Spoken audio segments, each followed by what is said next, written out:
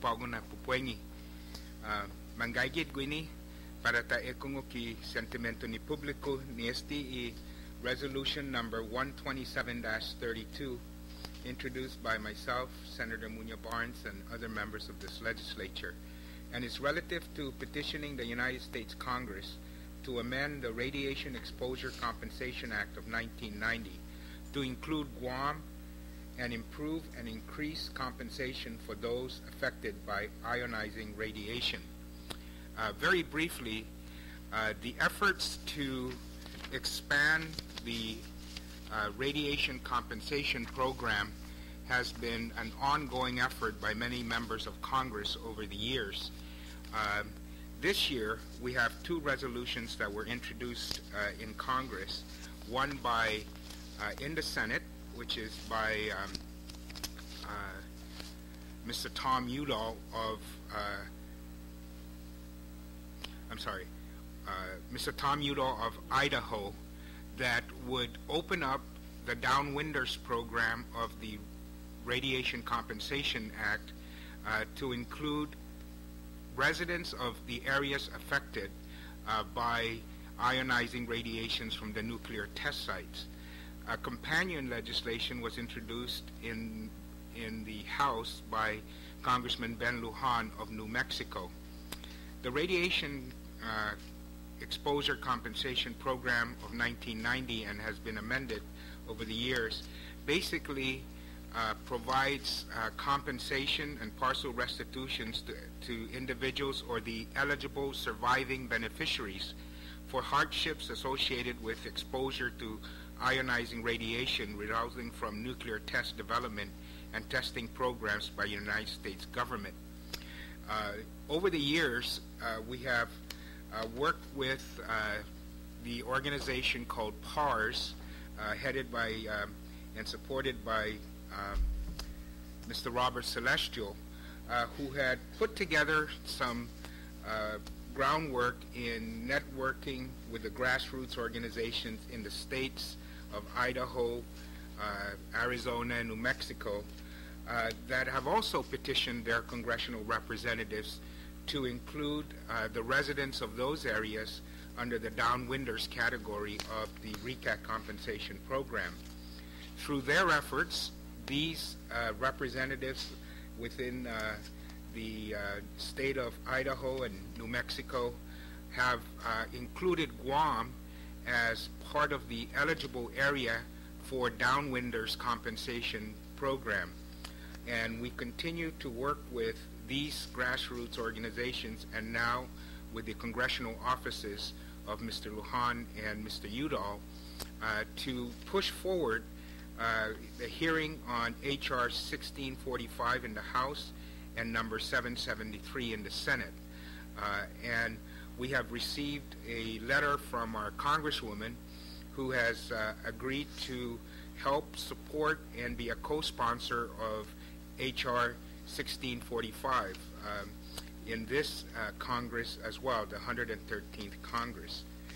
In order to get a better understanding of the RECA program and why Guam would qualify under the Downwinders category, we've asked Mr. Celestial to make a short presentation really of the research that they've done and the groundwork that they've done, which resulted in Guam being recommended by the National Academy of Sciences to be included in the Downwinders category. After the short presentation by Mr. Celestial, we'll also have a accompanying presentation by Ms. Angelica Okada, and then we'll receive public testimony on the resolution itself. So at this time, we'd like to go ahead and provide this opportunity for Mr. Celestial to make this presentation. Before we do so, though, I would like to thank members of the legislature who have joined us this evening. To my immediate right is the Vice Speaker and co-author of the resolution, Senator B.J. Cruz. And to my left is a longtime advocate, also and supporter of the program and for inclusion in Guam in the program, is Senator Rose Muña-Barnes. And to her left is Senator Anthony Ada and Senator Mike Limtiaco. Thank you very much for joining us this evening. So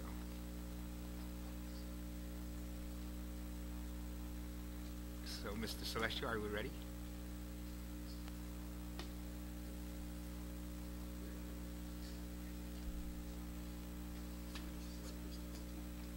Yes. Yeah. First slide. Yeah. He's trying to get into the program. This is Angelica's computer. Yes.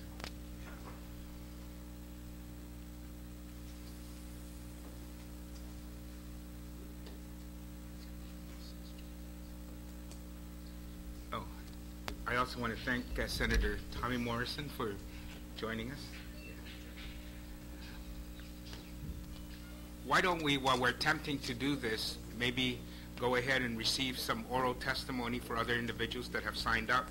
I have here signed up Mr. Bruce Kloppenberg. Bruce, did you want to present some oral testimony? Yeah. And I also have Mr. John Farnham and Mr. Pete Scrow. Come forward while we see if we can...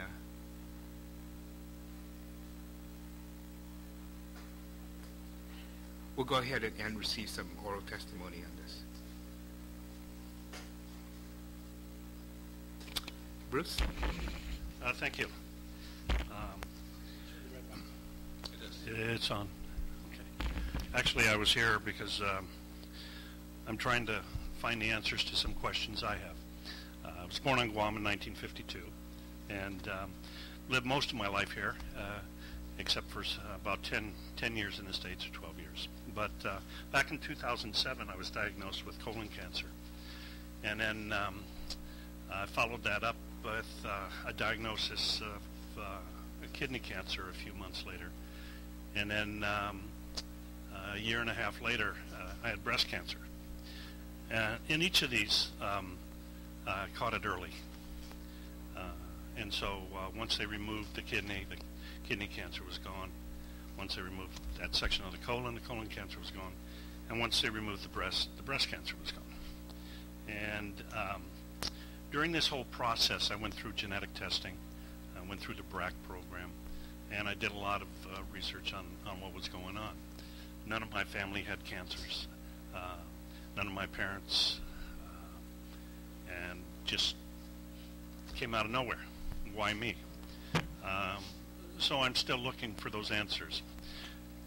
For a period of 10 years, I worked in the Naval Shipyard in Bremerton, Washington, and I worked on nuclear submarines, and I was in and about the reactor area quite a bit. But I checked all my records and my devices that detected radiation. I was all within the acceptable levels and so on. So. Really no medical reason that we could discover. My BRAC testing and genetic testing from the genesis said everything was neutral. There was no real cancer cell or DNA or gene. So I still don't have the answers to why I got all these cancers. So I read about this in today's paper, and I thought maybe if I came here, I can find out some of these answers. And that's basically it. Thank you very much, Bruce, to Dusmasi for sharing that with us. John? Good evening. Thank you for allowing us to be here. Thank you to Senator B.J., Mr. Pangelinan, Tina Muña-Barnes, Mr. Tony Ada, Mr. Michael San Nicolas, and Mr. Morrison. I believe in life, that if any life is to be taken care of, and not just because of our elected leaders. I believe they're basically in the front lines, but front lines really lies also on the home front. Life in itself, I think, is the most important thing, is making sure that if there's something there that's creating problems with life, I think we should generate a direction there. So as of this resolution, I'm very much, testifying in regards to it, that it's something that is we need. My mom was born in 1926. the age of 66, the year 92, she passed away. Stage 4 lung cancer, 2003. My dad also. He was given 3 months, 6 months to live, and 3 months that he died on at the age of 79. Of course, my dad, you know, my mom was born and raised here. She's from Iran. She's in Mantonia. My dad, of course, originated from Maine. He came out here in 1947. All the buildup of all the military installation, the BPM. Of course, the magnitude of the workforce at that time was 80-90% of the Filipino workforce. But my dad was out here at that time since 47. In essence of that, there was things, I believe, for our islanders, our people here, are very much hidden from us. Okay, not maybe to our faults, and we're not basically blaming anybody. But what I'm saying, facts really shows out there that the people dying from cancer in our island here is very great. And if you were there, a week or two on the Relay for Life, and I've been going there pretty regularly. And if you saw something last year in comparison this year, it tripled. So it's got to be telling us something. Something's happening to our people. And cancer doesn't pick and choose. Not even genders, nothing. Age, nothing. It's here. Okay? So when these things came out in light, coming from Mr. Robert Celestial, when the military documents was released after, what, 40, 50 years that was hidden and somewhat very, very much out there saying we had highly rated by machines, instruments, that our island had these radiation out here. And maybe just putting one and one together, maybe we need something. We need some help. And that's what we're asking. I speak in behalf of people that are not able to be here to speak. And I speak on behalf of people that can't speak anymore, and that's to include my parents. They're both resting. And in 2009, I was diagnosed with cancer in November. I started with a lymph node. They did the biopsy here. The latter part of September, my doctor was Dr. Lizama.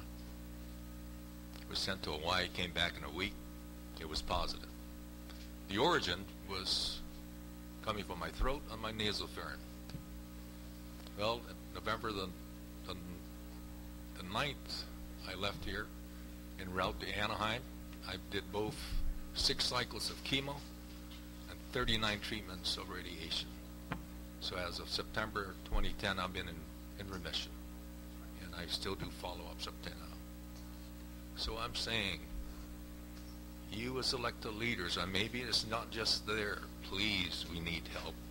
We really need, badly in need of help out here. It's hard because you're seeing loved ones, even with the age, okay, and even with the young. I'm with the cancer people. I'm also with the Caleb group. And if you guys realize what the Caleb group also, that was the youngest recipient of cancer at the age, I guess, not even at a year old. He's 4 years old, and he was out there. We had people when we were walking. We had they were labeled by years, less than a year, 1 to 5, 5 to 10, right up, and then we had people over 20 years, and they're hanging in there. But I'm saying we need help, and I know it's not. We're not just trying to throw this into you with the greatest of everything here. Maybe from your group, and of course with all of us, with the people, we need all the help we can. Thank you. Thank you very much, Mr. Farr. Mr. Scrow. Mr. Chairman and members of the committee, my name is Peter Scrow for the record. Actually, Senators, I just wanted to first say that the cancer that I was diagnosed with doesn't fall into any of these categories. I'm not here to seek any benefits. I just want to speak in terms of being somebody that was diagnosed with cancer and to support this resolution 100%. I was diagnosed with prostate cancer about 2.5 years ago. Most deaths on Guam for men are because of prostate cancer. I had surgery that removed the cancer, and just learned about 6 months ago that there were remnants of cancer tissues that were microscopic, and then learned again that I had to have a different type of surgery that was not robotics but was extremely painful.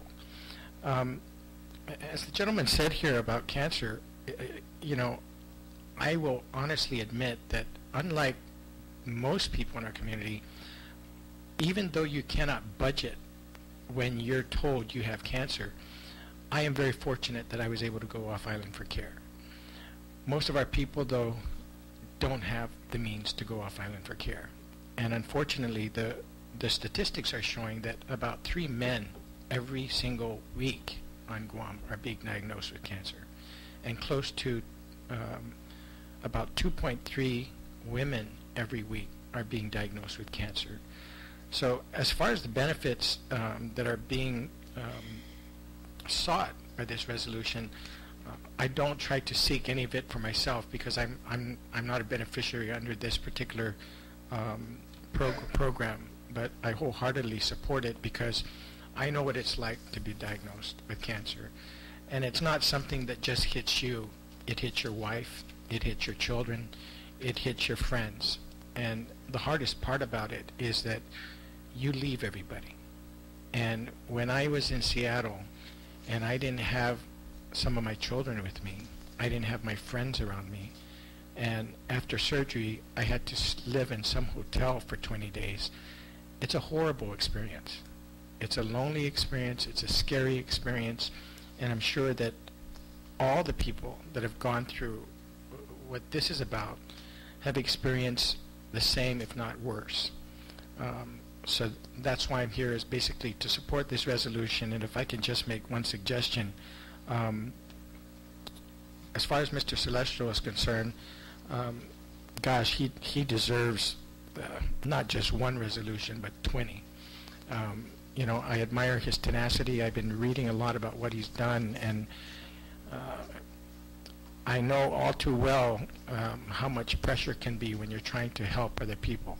And the tenacity that he's gone through without looking really for any type of financial gain for himself, I just want the record to reflect that this legislature in one way or another honor him as well for bringing this important issue to light. Thank you very much. Thank you very much, and Sijus Masi, gentlemen. Okay. We'll now go ahead and proceed with the presentation by Mr. Celestial.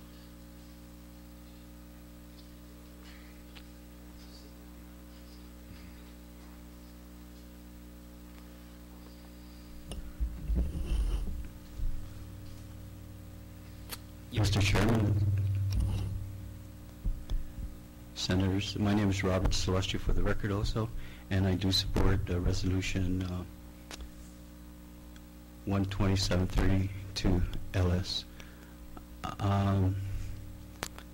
It's been a long road, and I thank you for your support to send this resolution to Congress. I also would like to thank Senator Tom Udall, Mark Udall, and Congressman Ben Lohan for letting us ride on the coattails. They've included Guam to be included in the Radiation Exposure Compensation Act. I was asked to come in, give a history of how we got here, and I know that Senator B.J. Cruz has been in the forefront also, and I thank you, Senator. This is a copy for our members, and our first group, and sad to say a lot of them have passed away. And I always like to give a tribute to the late Speaker Tony Pinko, the late Senator Angel Santos, and the late William Brady. He was our health physicist when I went to Washington, D.C. He was retired from General Electric. And the late Mark Purday, who came here years ago to do testings on Guam. He was given a license to test the soil, the animals, and the water. and he wrote in the Eisenhower Medical Journal about the bacterial of the brain for the sickness and illnesses for the people in the South, and they all passed away since. From 1946 to 1962, the United States detonated 66 nuclear hydrogen bombs in the Marshall Islands, with 43 detonations in Inuit Atoll. This photo was the first hydrogen bomb detonated in the Pacific at Inuit Atoll. In 1977, as a young soldier, I was stationed in the Marshall Islands to clean up the nuclear waste at that time. If you remember that November 1st, they detonated the first hydrogen bomb, and later on, as we come down, you'll find out that 3 days later, a lieutenant that was stationed here on Guam was in charge of the radiological, chemical, and biological. That was his field, and he claims that his Geiger counters were off the scale 3 days later after this detonation here on Guam. This here is the atoll in the Marshall Islands called Inuitak. That's the main island. They detonated 43 nuclear bombs in this area right here on the northern part. They did surface, subsurface, and underwater. And I lived here in this island, Lojua, and we buried most of the post-war debris here in this island called Winnet back in 1977. Guam is approximately 1,200 miles west from Inuitak Atoll. This is where the atoll is right there, and we're completely straight downwind with the Sinamai and the other islands. And the currents, not only water, but the winds come directly to Guam. And I wanted to give you a radius of the other islands that he detonated 27 nuclear bombs, which is the Bikini Islands, and the radius of the nuclear fallout that came to our area at that time, called Bravo.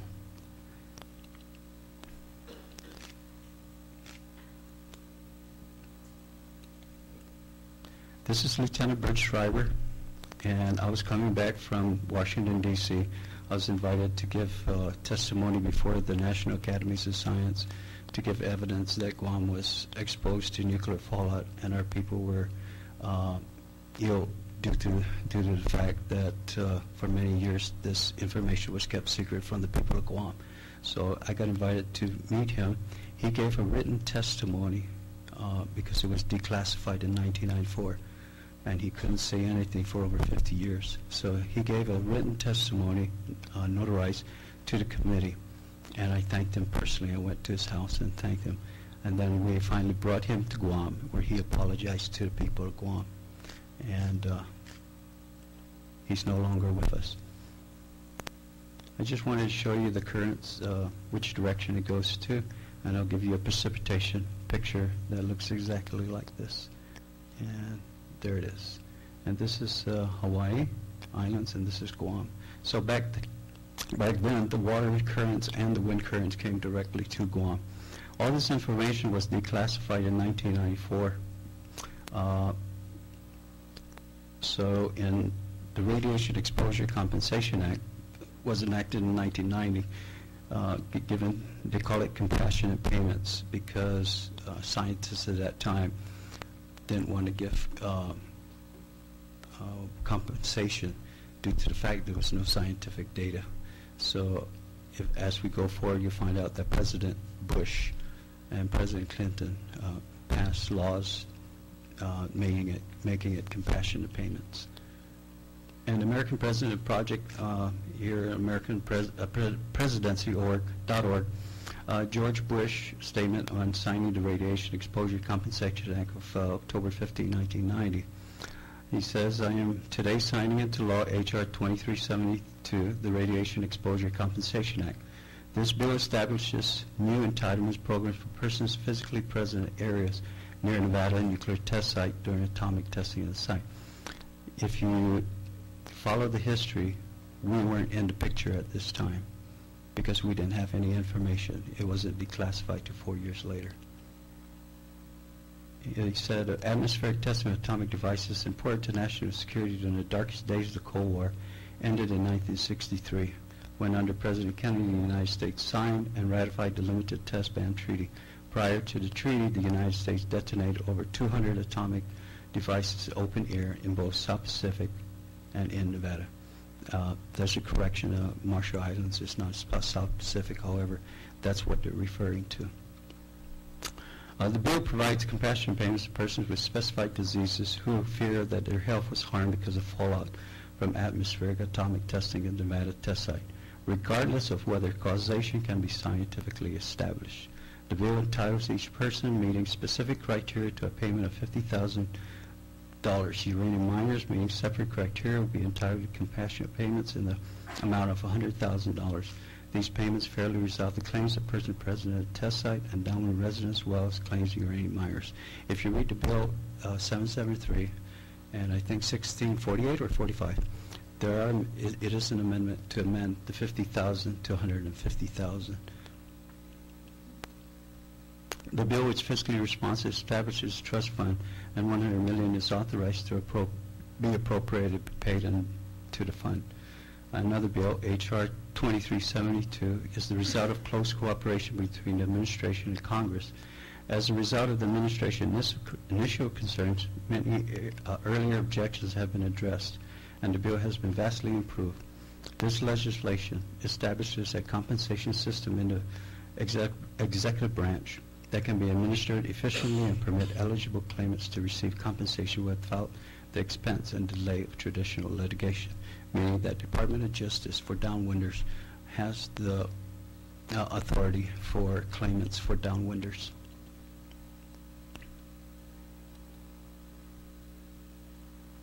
And this is just a citation. Very important, 1994, 4 years later after 1990, Secretary Hazel Lear from the Department of Energy met with President Clinton in Hawaii, read the report, and asked if he could declassify all the agencies, CIA, NIH, Energy, and all the different agencies, because there was so much history of secrecy. And so what happened was, I'll go back, that President Clinton had hired Dr. Ruth Aden. She was the executive director of the Phoebe Berman Bioethics Institute from Johns Hopkins University to spearhead this committee. And the committee was called the Human Radiation Experiments Advisory Committee, and it was established in 1994. This was the creation. On January 15, 1994, President Clinton appointed the Advisory Committee on Human Radiation Experiments. The President created a committee to investigate reports of possibly unethical experiments funded by the government decades ago. The members of the Advisory Committee were 14 private citizens from around the country, a representative of the general public and 13 experts in bioethics, radiation oncology and biology, nuclear medicine, epidemiology, and biostatistics, public health, history of science and medicine, and law. President Clinton asked us to deliver our recommendations to a cabinet-level group, the Human Radiation Interagency Working Group, whose members are the Secretaries of Defense, Energy, Health and Human Services, and Veterans Affairs, the Attorney General, the Administrator of the National Aeronautics and Space Administration, the Director of Central Intelligence, and the Director of the Office of Management and Budget. Some of the experiments of the committee was asked to investigate, particularly a series that included the injection of plutonium into unsuspected hospital patients, were a special concern of Secretary of Energy Hazel Lear. Her department had its origins in the federal agencies that had sponsored the plutonium experiments. These agencies were responsible for the development of nuclear weapons, and during the Cold War, their activities had been shrouded in secrecy.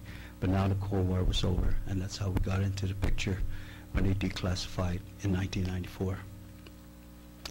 Between April 1994 and 1995, the Advisory Committee held 16 public meetings, most in Washington, D.C. In addition, subsets of committee members presided over public forums in cities throughout the country. The committee heard from more than 200 witnesses and interviewed dozens of professionals who were familiar with experiments involving radiation. A special effort called the Ethics Oral History Project was undertaken to learn from eminent physicians about how research with human subjects was conducted in the 1940s and 1950s. We were granted unprecedented access to government documents. The President directed all the federal agencies involved to make available to the committee any documents that might further our inquiry. wherever they might be located, and whether or not they were still secret. And at that time, they formed the HRX website, which gave me 4 years of research. That's how we were able to get the documents for Guam. The Radiation Exposure Compensation Act, RECA, was enacted in 1990. It's now Public Law 101426. It requires the federal government to compensate individuals who develop diseases due to unintended exposure to radiation from atomic testing fallout. And that's why we're here today, is to support the two bills from New Mexico that Guam be included in the Radiation Exposure Compensation Act, because our people didn't know that we were being exposed to nuclear fallout from 1946 to 1962. And so this law established a list of conditions to be met for compensation and a list of compensable cancers. 4 bills that would amend RECA have been introduced in the 107 Congress, an additional measure which appropriates funds to the Radiation Exposure Compensation Trust Fund through 2011. It's been amended. It's going to continue. Also, the amendment is to move it even further up with this new bill. Was incorporated into the Defense Reauthorization Act that has now become law.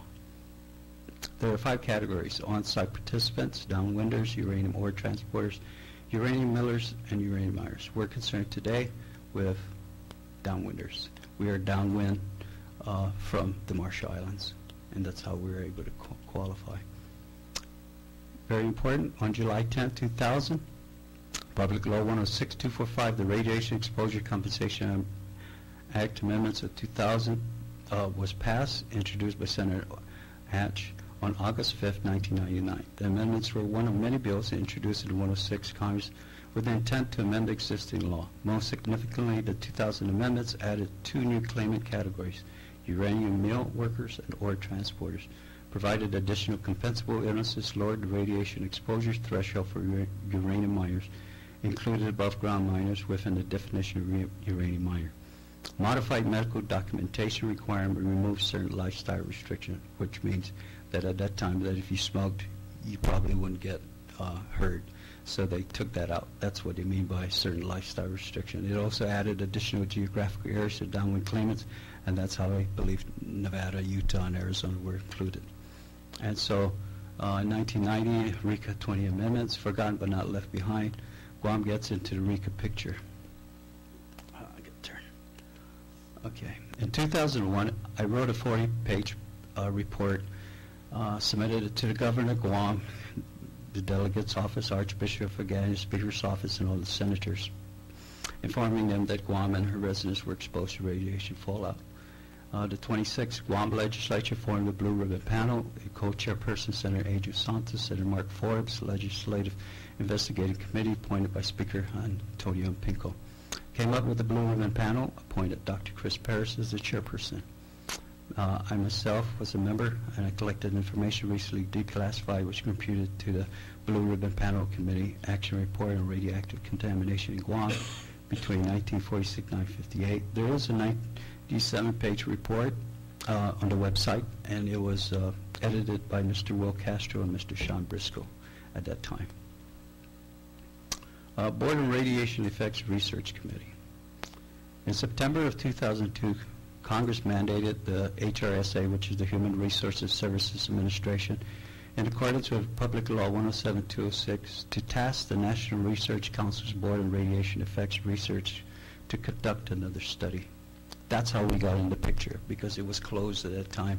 They already passed certain laws to include other jurisdictions, but now certain states like Idaho, Montana, and the Navajo Nation wanted to get in. So I found them, and the Board of Radiation Effects Research Committee invites Guam to present oral and written testimony in Washington, D.C. I contacted Dr. Isef Alnambusi. She was the Senior Study Director for the Brer Committee in 2004. Dr. Chris Paris, Dr. Wes Youngberg, Dr. Pablo Guzman submitted letters to Dr. Isef Alnambusi requesting that Guam be included in RECA. So in February 2004, Dr. Isef Nabusi sends invitation for doctors and myself to the March 2004 Brer hearing in Washington, D.C. before the National Academies of Science. And so this is a photo. I just wanted to show that the PARS, the members of PARS, we did fundraisers. We had enough money, and we hired Mr. Brady out of retirement right here. That's the former Senator Carmen Fernandez and our good Congresswoman, Madam Bernardo. But Mr. Brady came out of retirement just to represent Guam. And it was amazing that everybody knew him. All the scientists knew him when we got there, and I didn't know that who I had with me. And so he was one of the top physicists. So after the committee hearings, they heard Idaho, Montana, Nevada, Navajo Nation, and we were last. And the chairperson, Dr. Preston, and that's the good Dr. Isef Nabusi that invited us to come and present our case. Dr. Chris Perez, Dr. Youngberg, myself sat up at night at Dr. Perez's house, and we went through all the documents, came out with a small binder, and presented it to the committee with an oral testimony stating that I'm not a scientist nor a physician. You are the experts. You determine whether Guam is eligible for compensation or not. That was part of my testimony. So.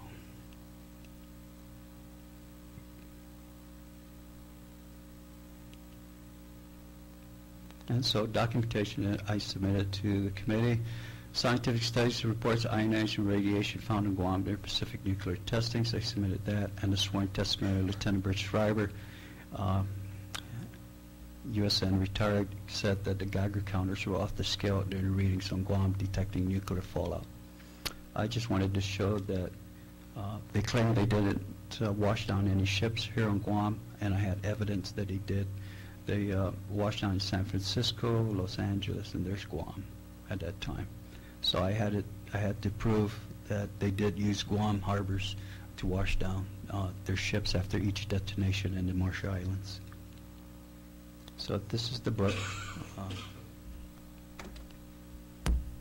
This is a very, very important book. This was published after I left the committee in 2005, and that's a picture of the first shot, November 1st. And if you notice, November 1st, and 3 days later, right here, how high the radiation was in Guam. And that was the findings of the committee.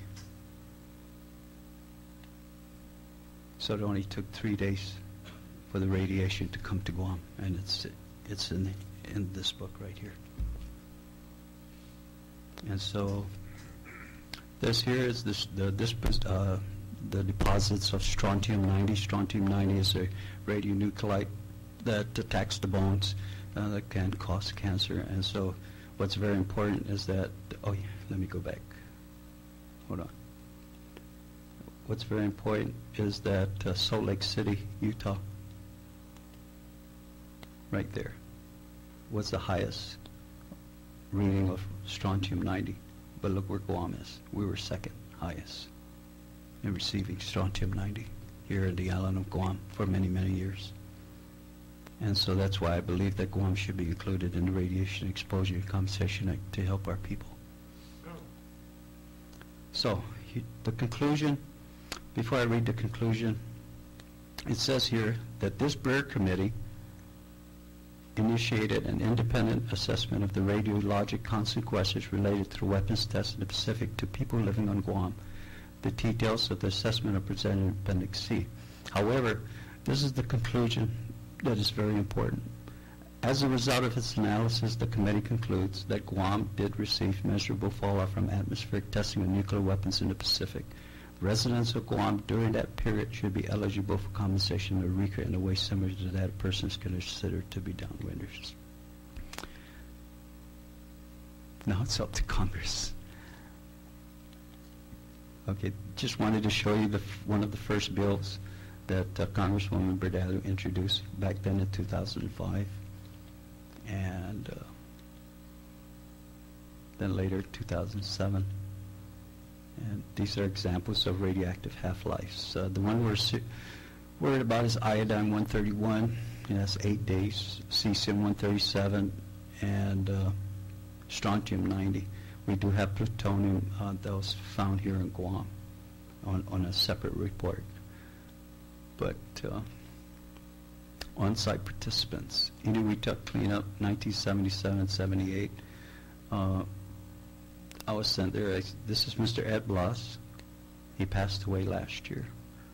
We were stationed in Loja, where they detonated the 43 nuclear bombs. That's me.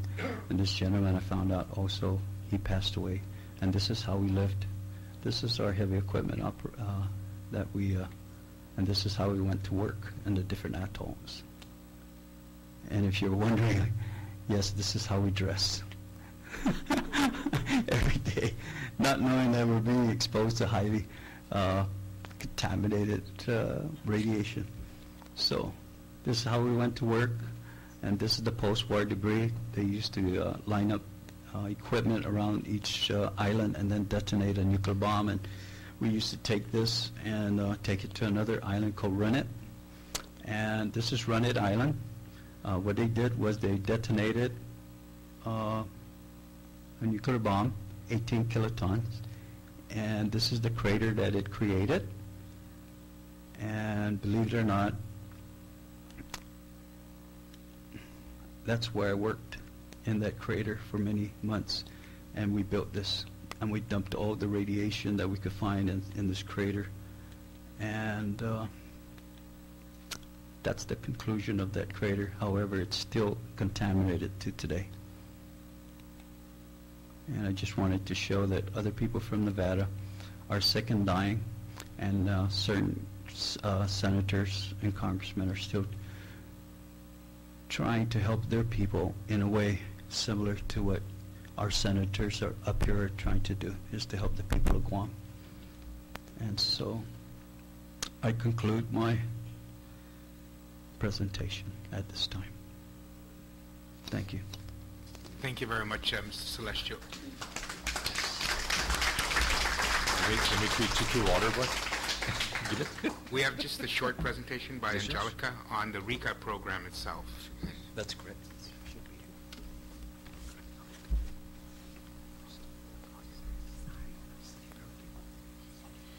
Before she starts, I'd also like to recognize that Mr. Ken Paris from the Congresswoman's office is in the audience and joining us this evening. And we also want to thank former Senator Francis Santos and Senator Hope Cristobal for joining us this evening here as well.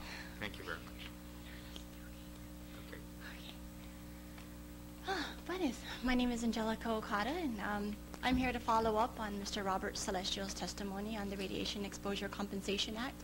I will be presenting on the Radiation Exposure Screening and Education Program, and I'll explain what exactly this is. After the enactment of RECA in 1990, as Robert has testified earlier, there were amendments made in 2000, and a part of those amendments, they conducted what we're having today, which is a public hearing and town hall meetings, where they received testimony from constituents within areas of uranium workers and downwinders. In that hearing, they testified that money was acceptable. However, the greater good could not come from compensating individuals, but from instituting programs which will help families detect potential illnesses earlier, allowing them to be treated more successfully and cost-effectively. Robert introduced you to this book of the assessment. This is in that book, so you can find that there. What came about was the Radiation Exposure Screening and Education Program. It was established in 2002. It is a direct component of RECA and its program, which is called the Radiation Exposure Compensation Program. It is administered by the Department of Health and Human Services. And what this does is it assists those who are diagnosed with cancer and other radiogenic diseases caused by exposure to nuclear fallout, nuclear materials from the U.S. testings of nuclear weapons. It is a grant program to provide funds to help support eligible public and nonprofit healthcare organizations to implement programs identified by RECA and the RECP. What the RECP does, it takes these RECA covered areas. As you can see here, the highlighted states in yellow were areas where there were uranium workers. The blue would be those who were downwind at the Nevada test sites, and the green is the overlapping of the uranium workers and where the downwind occurred. Under RECA, there are two types of exposure. They're called occupational and innocent. What you see in yellow would be the occupational, as well as on-site participants, such as what Mr. Celestial had to do with the cleanups in the Marshall Islands or even in Nevada. But what we really want to focus on, I'm sorry, I'm going to skip through this one, is our downwinders. Currently under RECA, it states that any person who has exposed to fallout from the atmospheric detonation at the Nevada test site. That is current right now. However, the downwinder illnesses, as you could see, we've listed before in our news releases, is leukemia, other than chronic lymphocytic leukemia, multiple myeloma, lymphomas other than Hodgkin's disease, and primary cancers of the larynx, thyroid, breast for male and female, small intestines, pancreas, ovary, salivary gland, lung, esophagus, stomach, brain, urinary, bladder, bile ducts, liver, colon, and gallbladder. This is where our concern is. I have highlighted breast, lung, and colon. I've highlighted those, and I've taken a study by Dr. Robert Haddock that I got in the his health history on Guam, and it's a compilation of cancer incidence and mortality from 1970 to 2003 of cancer incidences on Guam. As you can see, the first column will show you 1970, 1979, listing of highest incidence and highest mortality. These are the cancers within these decades. Now, one thing I have to state is that these numbers really aren't accurate, only because we could have had members on Guam, or family members on Guam, that ended up moving off island and the cancer got diagnosed off island. Hence, if you lived on Guam, but you moved to California, if you were diagnosed with cancer in California, California will get the numbers for that cancer. So just understand that these aren't solid numbers, but they are facts. They are still compiled records that prove that our top incidence mortality for men is lung, for women it's breast, but for women also secondary to that for incidence mortality is lung. Along both lines for male and female, in the top 5 is colon cancer. So where am I getting with this, and how does the RESEP help? Currently, in Nevada, Colorado, Utah, Arizona, and New Mexico, there are clinics. These clinics receive the grant money from RESEP to fund these programs, to fund education programs, to educate the public on prevention, early detection, treatment of radiogenic diseases. They help with screening. They provide medical screening to these qualified individuals. They do referrals to direct individuals to the appropriate health care if it is needed. They do outreach. They inform eligible individuals about radiogenic exposure, kind of along the lines of what we're doing right now. And they facilitate claims processing. If you file a claim with RECA, it goes to the Department of Justice under the Constitutional and Specialized Tort Litigation section under the torts branch. The torts branch specializes in social justice such as this. So what would you need if you wanted to go see if you qualified for this? If it was yourself that you may believe received the cancer based on these testings, you would need your proof of identity. Your birth certificate, were you born on Guam, were you living on Guam? If it's your spouse, you'll need your marriage certificate. You will need all proof of presence during the affected time. It could be your work history, school records, medical records, birth and marriage records, voting records, anything that can prove you were on Guam during that time. You bring that, you have that. Another component that you will need to prove is your medical history, your records documenting the diagnosis of one of the covered diseases that I mentioned earlier. Any medication you're taking, all your physical exams, all your lab work. This will assist in helping you get this claim. We can't do it though. None of this would be possible unless we get H.R. 1645 in the House of Representatives of Congress and Senate number 773. What do these bills do for us? What they're doing is they're trying to equalize all compensation across the board to $150,000 per individual that qualifies. It's giving all claimants that are eligible medical benefits under this program I just mentioned. It also expands the downwinders to include all of New Mexico, all of Idaho, all of Arizona, Colorado, Nevada, Utah, Missouri. Most importantly, they're including Guam. This is really important. It also adds funding for studies on the health impacts that has occurred over time. And there are other things that's added in there, but I believe this is probably the most important things that our people need to know. This isn't the first time, though. This isn't the first time this is tried. As Robert has mentioned, it's been long going. Since he presented to the committee, Congresswoman Berdalio in the House of Representatives has introduced 3 bills in 3 years, from 2005 to 2009. After her, Congressman Ben Lujan picked up the fight, added Guam in 2010, 2011, 2013. And bilaterally, Senator Udall did the same thing in the Senate. They are standing by us. We need to get them to be heard. The Guam legislature, same thing. We have been pushing for these bills to be heard, to be passed. 2005, 2007, 2009, 2011, and today we are petitioning the President, we are petitioning the Congress, both sides, House of Representatives and the Senate, to have these bills fairly heard, to get us included into this program. We rightfully deserve it, and I believe Robert was enough testimony to prove that, and it has been proven. So what can we do? What can everyone here do? What do we need to do to get this done? Provided at the table, the chairman and the committee has available petitions to sign. Petitioning the Honorable John Boehner, the Speaker of the United States House of Representatives, to urge the committee chairmen, the Committee on the Judiciary, the Committee on the Education of the Workforce and Energy and Commerce, someone to have a hearing, give us a fair and swift hearing. We should be included. It is proven. Hear us. Same as the Senate. There are form letters provided where you can just fill out your name and address. It's already written out for you. But this is what we do. This is what needs to be heard. We need to get them to have the hearing, and we need to get people out there when they do to testify on our behalf. Thank you. Thank you very much, Angelica.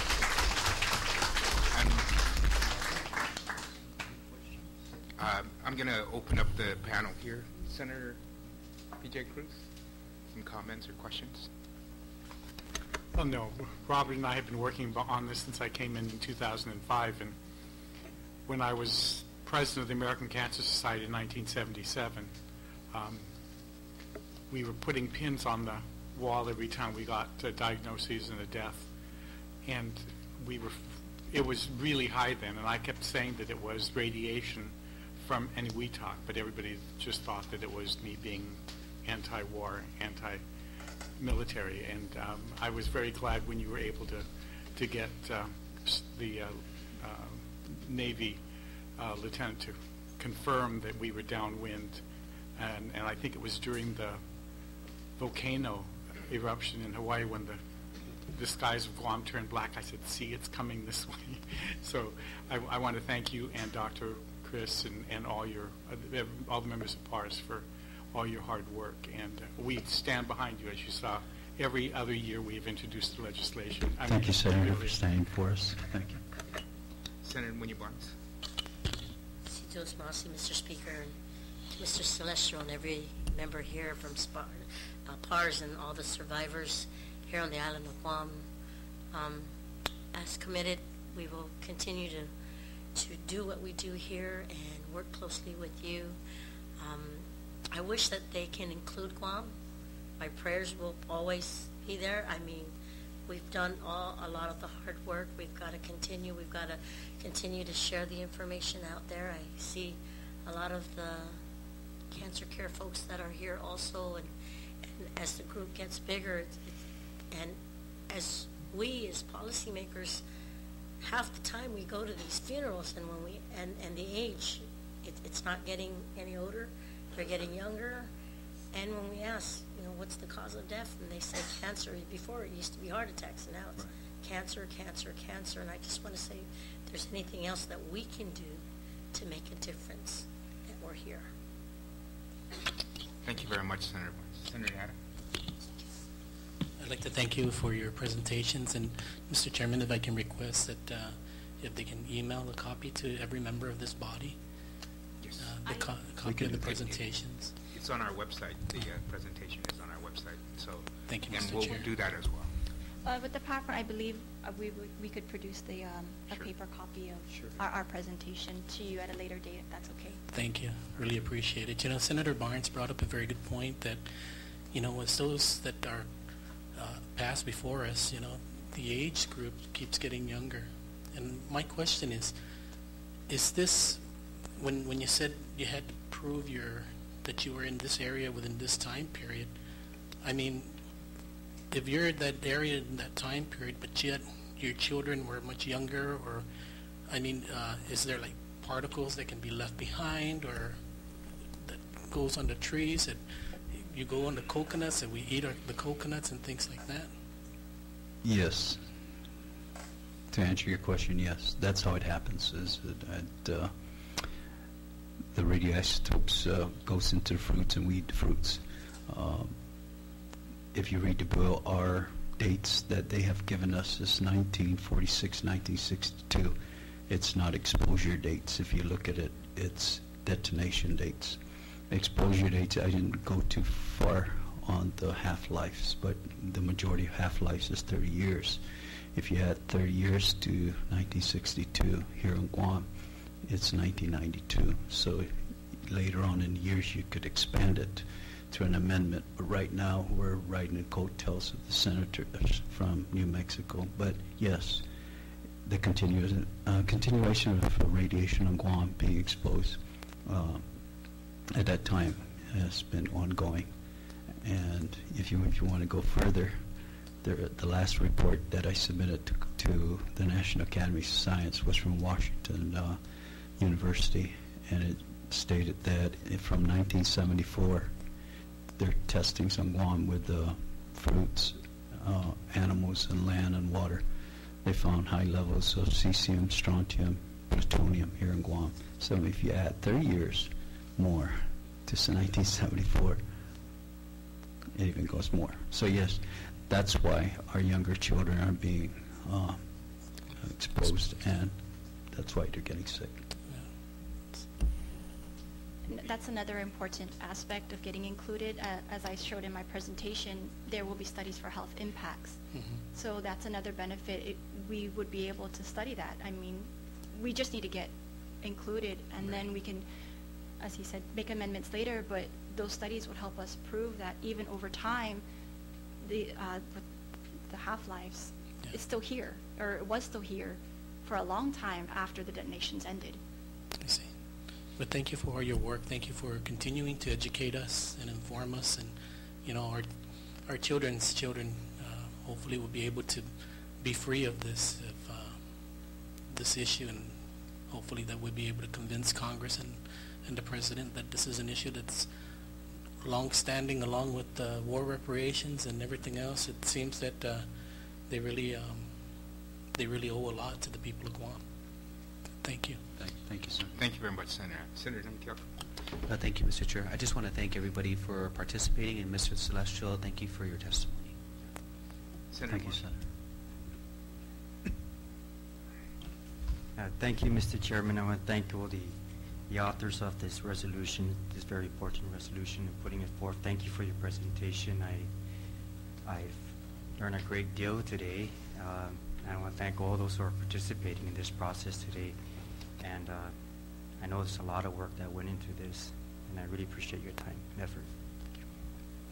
Thanks, Senator. Thank you, and Senator Smasi. Senator Cruz, were you going to testify? Or? Yes, please join us. We also received testimony from the Cancer Project at the University of Guam and from some of the cancer centers here that delineate the incidence of cancer and the death rates and mortality rates of cancer on Guam, which will all support our effort to continue to. I want to say that we are already included in the bill. The bill just needs to get passed, and that's what we're all striving to do. I also want to say that the program is a permanently funded program, so every year the program is funded every single year, and it's a permanent program for compensation until such time that all the individuals that are eligible get the compensation plus the health benefits of the program. So in this year's budget, the President included an additional $75 million to augment the original compensation trust fund. So it gets funded every single year. And that's why our efforts to continue to get included will, if that day comes that we get this bill passed, there will be compensation within the trust fund available. So that's one of the. Senator Cruz. Thank you, Mr. Chairman. I really salute Bob Celestio, who has been working on this for so many years, and I just thank God that he's still here today on behalf of all of our people. On behalf of the memories of those who have passed away from cancers, my mother, Francisca Timing Navarro Alvarez, my brother, Raymond Frank Alvarez, my aunt, Agnes Timing Navarro Atoigui, my godmother, Mariquita Quidagua Flores, and others in my extended family, and on behalf of my living sister, Agnes Maria Alvarez Hurtado, who suffered breast cancer and lymphedema today, my brother Pedro Lucas Alvarez, who suffers from brain tumors. I'm here to testify in support of the 31st Guam Legislature resolution, a resolution supporting the amendment of the U.S. Radiation Exposure Compensation Act to extend the eligibility for the RECA compensation to include Guam under the category of downwinner for those who lived in Guam for the period 1946 to 62. In the U.S. Senate, New Mexico Senator Tom Udall's reintroduction of the Radiation Exposure Compensation Act, Senate number 773, to expand restitution for those sickened because we live downwind of the atomic weapons test in the Marshall Islands, deserve to be commended for the recognition that human beings in Guam suffer heartbreaking effects on our health and lives because we live downwind of the United States nuclear test in the Marshall Islands in the mid-20th century. Furthermore, in the House of Representatives on April 18, H.R. 1645 was concurrently introduced by U.S. Congressman Ben Ray Lujan of New Mexico, and under Section 4, claims relating to atmospheric testing downwinds, it's amended to read as follows: affected area means Section C with respect to a claim by an individual under subsection which includes only Guam. I also support the inclusion of the expansion of use of affidavits in determination of claims.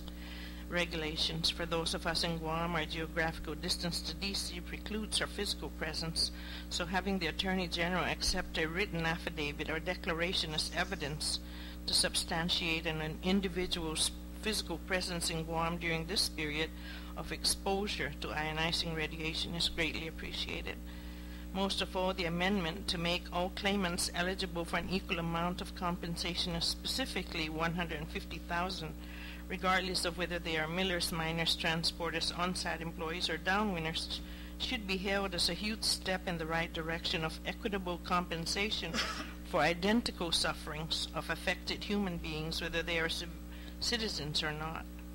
We have seen how our Guam veterans as well as our people have been cheated of compensation for these types of exposures, whether ionizing radiation, Agent Orange, TCE, dioxins, PCBs, or other such dangerous toxic materials in the case of the retired disabled U.S. Army veterans Master Sergeant Leroy Foster and Sergeant Ralph Stanton, who were key figures in the struggle to uncover the extent of damage that were done to the veterans, their dependents, and civil service employees, including our own people, as these people were both stationed at Anderson Air Force Base in the 70s. The past neglect of the United States of the people of Guam on practically all aspects of our life is not only pitiful, but it's shameful.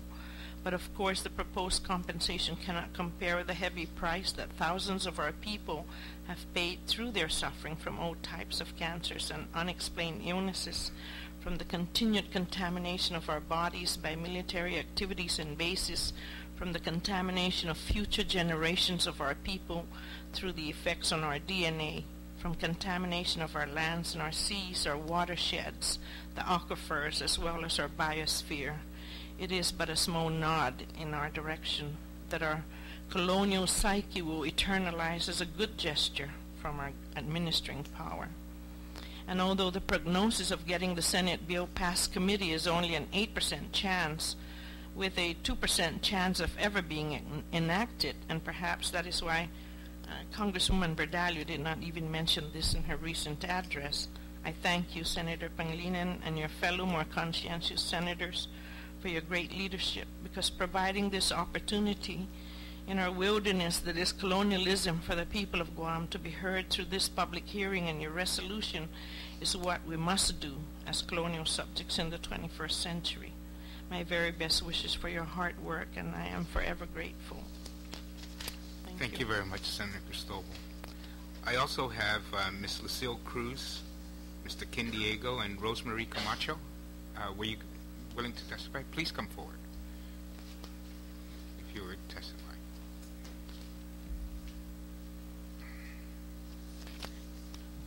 Please identify yourself for the record and then proceed with the testimony. I'm Lucille Cruz, and I'm the nurse supervisor at the Cancer Center of Guam, and I'm here to support your resolution, and thank you so much for continuing to support this resolution. I came here as a caregiver for those patients who come into our clinic, and I know I'm going to find it so difficult right now when they're not here. I take care of them. It's almost 24/7 in the clinic and at home too. And I have immediate families that are affected with it. And to see the numbers, the statistics, the facts that I'm sure you have a copy of our statistics and how many patients we see come in as new patients, and this is our little Guam. And from 2004, when our doors opened, this is not including cancer patients that have been seen before 2004. These are new patients.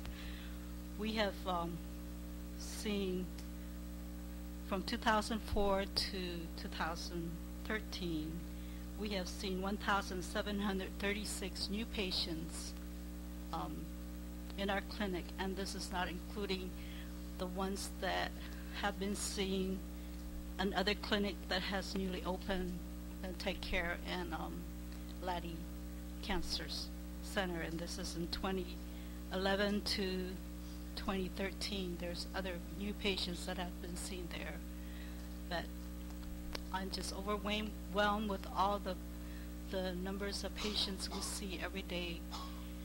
And the top 5 cancer is what was presented, which is number 1 being a breast cancer, number 2 lung, number 3 is rectum, number 4 colon, and number 5 the prostate. And this is just from our clinic. And the age, gender, race, statistic is not selected by the cancer itself. Our youngest patient is 9-month-old, and it was very heartbreaking for us to see them suffer this way.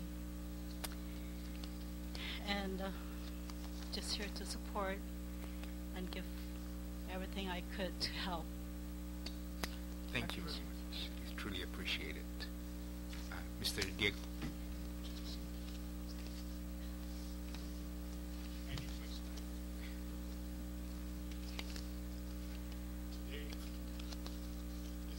Very difficult because today I went in for my first treatment for my cancer. This is my first day, and I was asked by this lady who assisted me to take my chemo to come with her. She helped me all day today. So I owe her to be with her today, not only in support of her concern. After hearing all the presentation I'm also a recipient of whatever we're trying to do today. So I'm in support of the resolution that we're trying to put together and pass.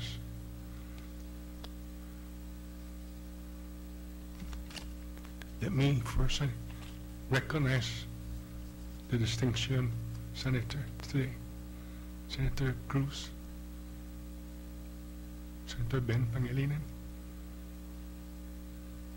Senator Barnes, Senator Haddad, Senator Limtiaco, and Senator Morrison. My doctor is Dr. Lizama. He is a total doctor. He was in support of trying to figure out what's wrong, how come I'm having all this medical problem.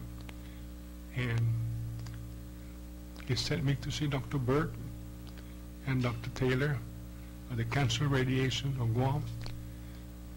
And the three people working together, finally, and this happened on my birthday, May 29, when I was told that I got cancer on my lungs. This is just a couple of days ago. I told my partner, Winnie Santos, we had a cancel home birthday celebration. I just want to go home because I thought I need to prepare to die. But then I need to see Dr. Bird, and when he mentioned what I have told her, and he told me that today's medical treatment, I could live to be in the 60s and 70s. I am 65. That's on my birthday when I was told I got cancer. This is only about last week. So today, I received my first chemotherapy today, and this beautiful lady helped me from 8 o'clock this morning, and I drove straight down here, and Winnie doesn't even know I'm coming because she thought I was too tired, but I promised her, and I promised Mrs. Cruz, who also assisted me, that I'm going to be coming here today in support of this bill.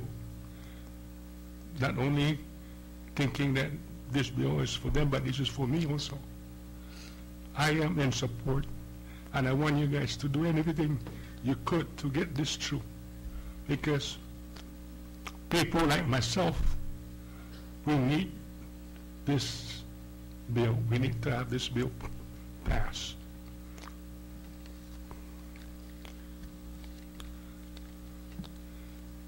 I think that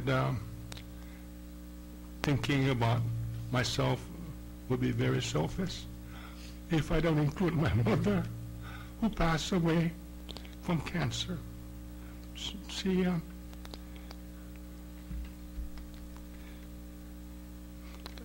I at least, when I was talking to Dr. Wells and Dr. Lizama, how come I got cancer of my lungs? I don't smoke. I don't do those things. Now, this presentation today, I now understand why it's possible for me to get this. I now understand. So, please, guys, get everything together. I don't know what kind of resources I have later on, but call me. I'll do whatever is necessary. I'm in total support for this. I want you guys to promise me and promise the people of Guam who have this kind of, you know, I thought I was just going to prepare myself, and all my doctor are saying, Ken, that the cancer people, the cancer today will keep you alive up to you about 7 years old. I just hope that is true. I didn't sleep at all like yesterday. I took my car and I started driving around.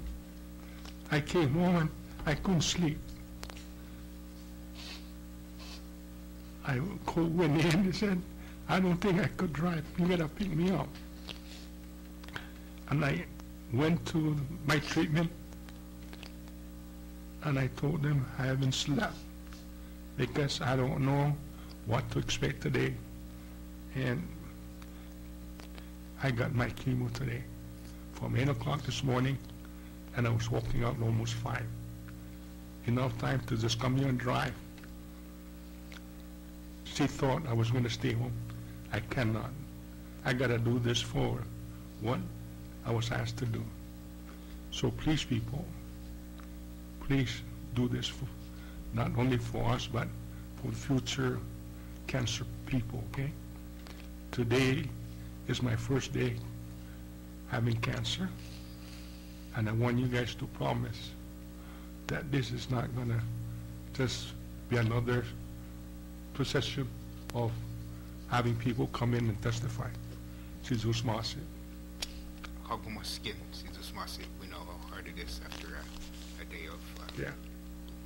There is one thing I would like to mention. I was listening to the presentation, and we noticed that one of the radiation cesium, according to our doctor, is also one of our researchers for cancer medications and treatment, said that this cesium, if it's in the soil, it lasts 1,000 years. So we have children, grandchildren, and others that are coming before us that may have cancer too. So please help them. Thank you. I just want to point out that I was asked for personal information, my phone number, my cell number. I gave them all. So if you need my assistance, call me. Please call me. I want to make sure this is taken care of. Jesus Master. Thank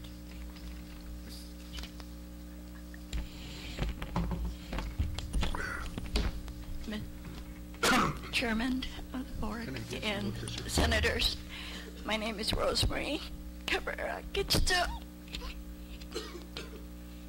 I didn't know anything about this until this afternoon when I was reading the paper, and I volunteered to come out here so I could share some of our pain.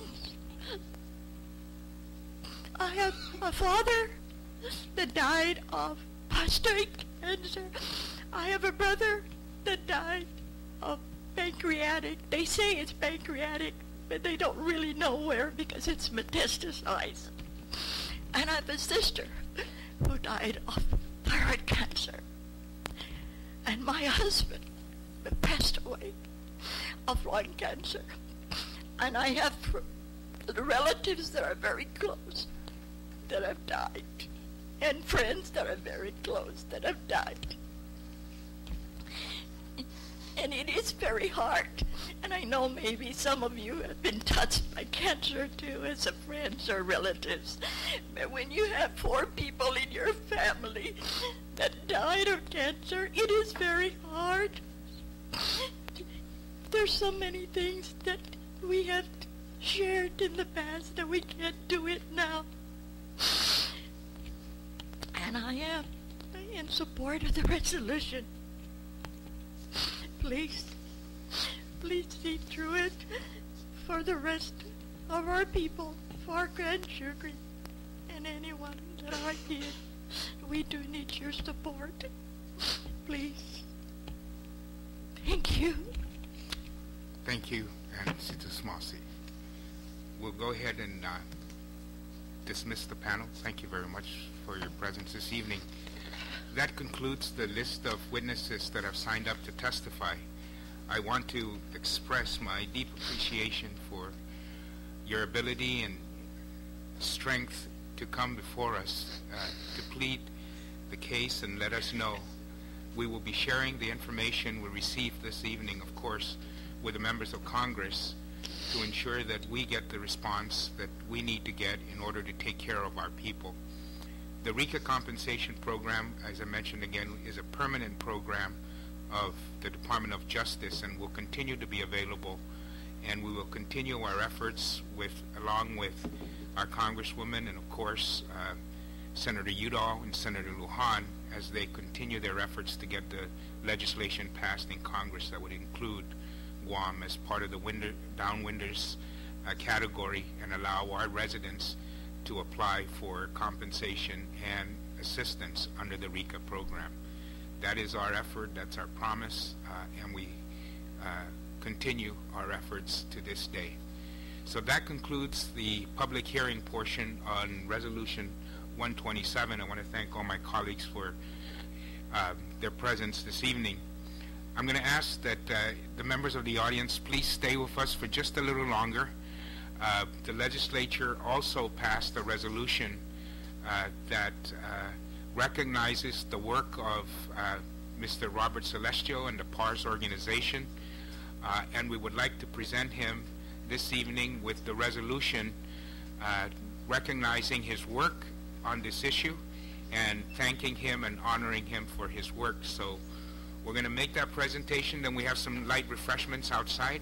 We'd like to ask each and everyone to join us. Mr. Vice Speaker, any final comments?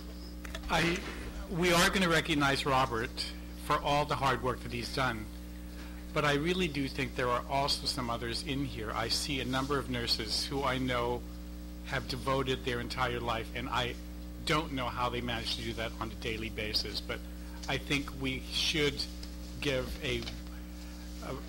our heartfelt gratitude to the nurses, because for them to have to suffer through this all this time and see as many people go, I mean, they are absolute saints or angels. I mean, we're very lucky to have them, so I want to thank the nurses. And before we recognize Robert with the resolution, I do want to express and know that, and let you people know that we also owe a deep sense of gratitude. He didn't want to play a public role tonight, but he has been very, very instrumental in the efforts of the organization and the efforts of the government of Guam as chairman of the Blue Ribbon Panel that was chartered by the Guam legislature. And we thank him for his continued presence in all the work that continues to happen to advance this cause. And we want to also thank and recognize Dr. Chris Barris. I know he's getting a little shy in his old age, but we do and always completely appreciate his dedication and his continued work and support. So I wanted to thank you very much. Chris, did you want to say a few words? We're going to, please.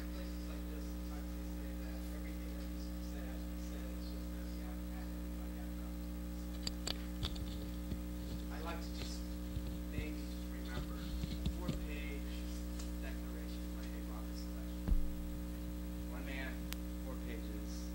I don't know. But we need to air it. But we, yeah. And from a 4-page, one-man effort, a 97-page blue ribbon report. And men and ladies were recognized for the efforts that were done. A couple of years later, a full volume by a panel of experts commissioned by the Congress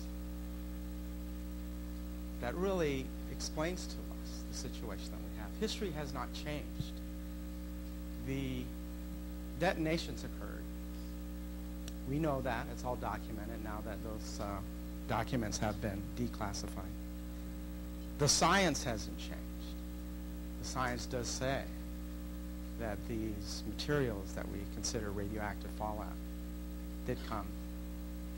And we do know that the scientist in me would always say that I could be challenged and say, you know, Doc, you can't prove that any one of these cancers was caused by radiation. And that is correct. There are no biological markers that will say that that radiation caused the cancers. But as a retort to them, Conversely, I could also say, but you cannot also prove that it was not because of that. And I think we need to take that away so that when somebody challenges us that may say, well, you know, you poor Chamorro is really, that radiation did not do that, and you can't prove it. Well, that's true, we can't prove it, but neither can they prove that it did not happen because of that. The other thing I wanted to mention is that if you read the original 1990 RECA, right at the very beginning of the legislative intent, it says that it was an apology by this nation to those that bore the burden and the pain. And so even though the facts haven't changed with history, the facts haven't changed with science, I think today we need to make sure that the facts of the political process do change. And that with the political process, nonpartisan, whether you're Democrat, Republican, Catholic, small, short, little, like me, doesn't really matter. I think the political process has to be carried through. We are downwinders. The scientists have proven that. And so we just need to focus on the intent of this resolution. And as Senator Ben has mentioned, Mr. Chairman, that really what we want to do is make sure that this piece of legislation is heard, that it is debated. And then after that, put everything away because it's irrefutable that the people of Guam are downwinders. And they should be recognized as that. And whatever compensation comes, you know, that's really not the more important thing. The idea is that we as a people are recognized, that we have given in service to this country.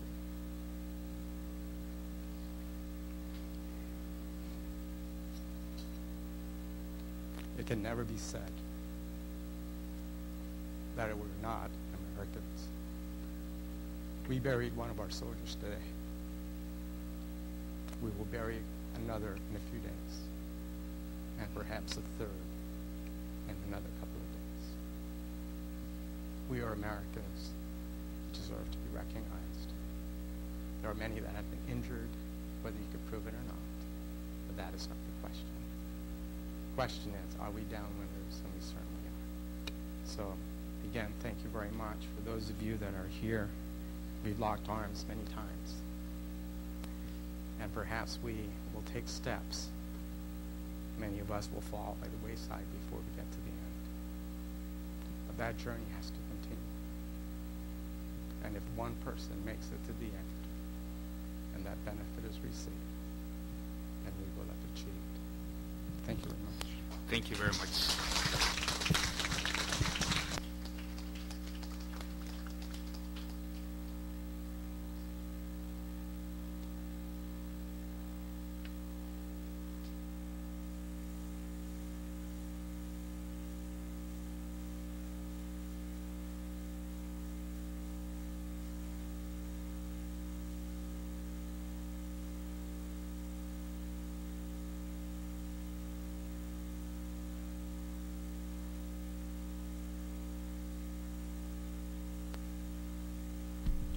Thank you very much, ladies and gentlemen. Once again, I want to express my deep appreciation to everyone that's been here this evening for joining us and staying with us to recognize the work of Mr. Robert Celestial. The legislature has introduced a resolution, which I cannot read because my eyes are bad and I don't have my glasses, but it is relative to recognizing, honoring, and commending Robert Celestial for his dedication and commitment to the people of Guam and all those who suffer from cancers attributable to radiation exposure. Mr. Celestial, we've seen your report. We've heard Dr. Cruz testify, the birth of, from a 4-page document to a full volume, accepted by scientists, that resulted in a recognition that the people of Guam do deserve compensation or inclusion in the program that not only provides compensation but health benefits should the legislation introduced in Congress be passed that would include the people of Guam as downwinders. So on behalf of course, the people of Guam, through the Mina 32 na Legislatura ng Guahan, it's indeed our honor and our pleasure to present you with this resolution commending you for all of your work. And I'm going to have Senator Muña-Barnes present you with just a token of our appreciation, of course. And I'm going to have our Vice Speaker make the presentation of the resolution. It's a 2-page resolution, so. And so. It was so long, we had to. So, thank you very much. Please, let's give Robert a round of applause.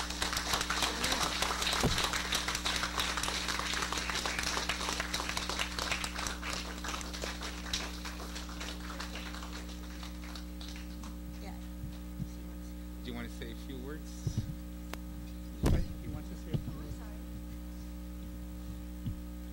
Thank you, Senator Pangelinan. This couldn't be possible without the members of PARS. A lot of them have passed. A lot of them are here. A good friend of mine, Mr. Titanfo, and his wife left this morning. They wanted to be here, but the sister's very sick in California. And that's what we go through, the ups and downs, our loved ones, our friends, going through things we possibly can't imagine sometimes. A caregiver understands what goes on with cancer survivors. And Dr. Paris, I just want to say I love you in a godly sense.